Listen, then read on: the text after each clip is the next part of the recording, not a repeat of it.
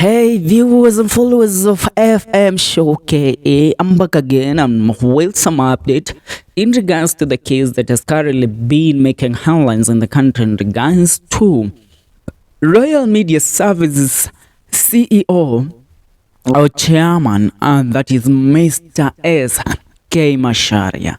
So yesterday, remember, we woke up to the news that the Royal Credit Limited chairman, billionaire S.K. Macharia, had shut down the company and fired all employees in a move that caught the attention of several Kenyans who took to their different social media platforms to express their concern over the increasing number of Kenyans who were going to be left without jobs.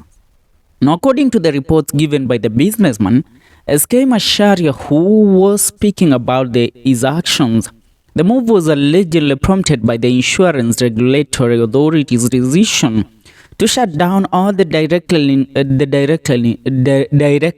bank accounts.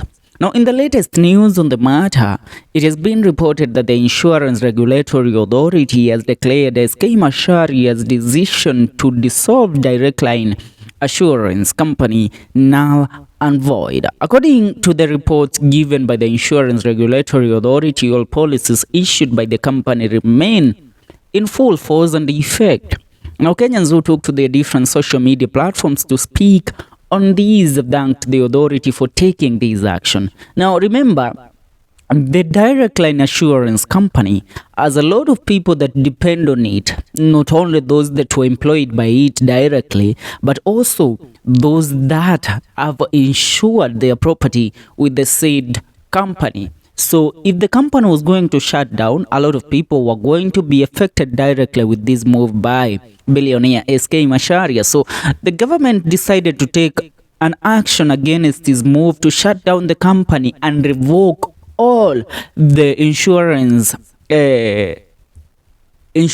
that had been taken by people who had insured their property, mostly the PSV vehicles in the country, through the Directline Insurance Company. But remember, the decision by the government is not the same decision with that of the board, of the chairman of board of management of the company, the BOD, which is led by S.K. Macharia, who has not yet spoken again about the company resuming its operations after the government said that they are not going to allow him shut down the company. Remember, this company, there is a big deal in what is happening here. And one of the many things that are claimed to have affected this company and led to it being shut down, I think has been pointed to S.K. Macharia, as many have revealed that S.K. Macharia is shutting down the company after he himself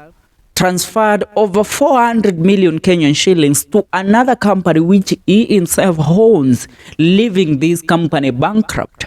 Now remember, this move has been done. I've seen some people talking and mostly making comments on the comment section on our recent videos, claiming that S.K. Macharia is among a cocoon or among a cartel that did not pay their taxes during the regime of President Uhuru Muigai Kenyatta. Now that President William Ruto took over, he is trying to make these people pay for what he claims to be, how should I put it, to pay the taxes that they did not pay during the regime of President Uhuru Muigai Kenyatta.